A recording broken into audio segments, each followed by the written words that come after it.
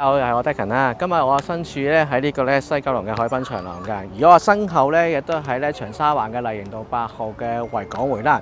當年咧發展商2017年咧超過173億去投呢塊地出翻嚟㗎。咁陣間咧都同大家睇下單位裏邊咧個富人嘅生活係點樣啦。我哋而家即刻去上去樓睇下 ，Let's go！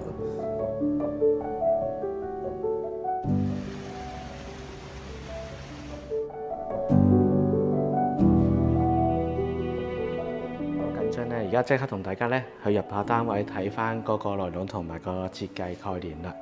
咁啦，先入咗大門啦，見到咧玄關位咧都保留咗咧發展商嘅交樓標準嘅鞋櫃嘅。咁呢度咧會做咗個鞋櫃啦，同埋個儲物櫃嘅。跟住我哋繼續向前行啦。咁前行呢個部分咧，我左手邊係一個廚房啦。咁業主咧都好細心用咗呢個咧北歐嘅輕奢華風嘅做咗裝修設計嘅。見到咧呢度咧全部咧牆身咧都附有呢個特色嘅牆身嘅。而家我就即刻同大家介紹下單位內兩個部分啦。櫥櫃啦，保留咗交樓標準啦。業主喺外邊咧亦都增加咗一個雲石做嘅吧台啦。除咗可以保留咗裝修風格之餘咧，亦都為生活上咧增加咗不少嘅便利嘅。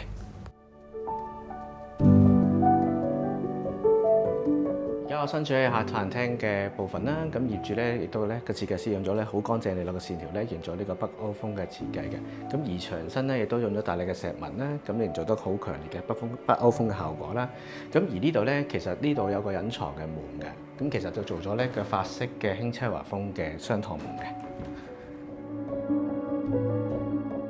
而家就進入寢區個部分啦，業主利用呢個房間大嘅優勢啦，喺呢度做咗個衣帽間啦，亦都做咗呢個特色牆嘅，令到呢個間房間呢，一房呢有2個空間嘅。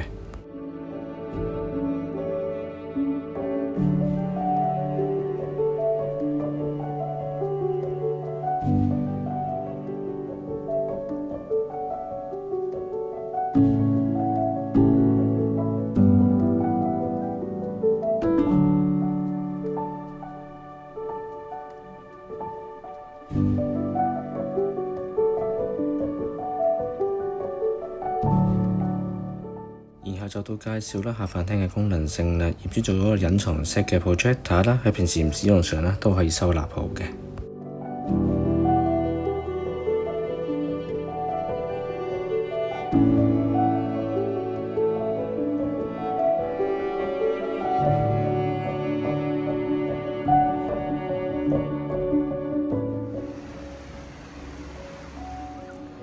而家我咧就同大家睇下咧維港匯咧海濱長廊周遭有啲咩嘅配套設施啦。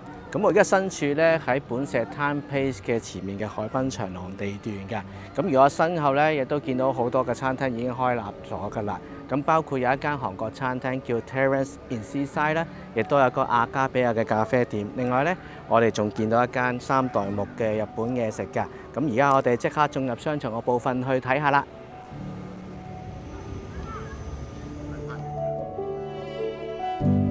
同大家先上第一層先啦，見啲商戶啦陸陸續續開嘅啦。除咗呢度有餐飲之餘咧，亦都有呢個賣日常日用品嘅地方嘅。